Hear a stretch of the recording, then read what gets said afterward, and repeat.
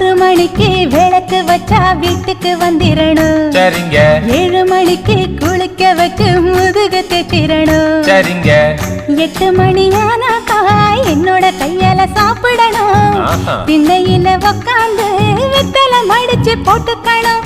9 மணி அடிச்சா பாய் விரிச்சு கதவடைக்கணும். 10 மணிக்கு விளக்கடைச்சு பக்கத்துல வரணும். 8 பட்டி ராசா கொஞ்சம் காத கொடுங்க லேசா. கட்டண புருஷ நடக்கும் முறையை சொல்லித்தர ரோசா.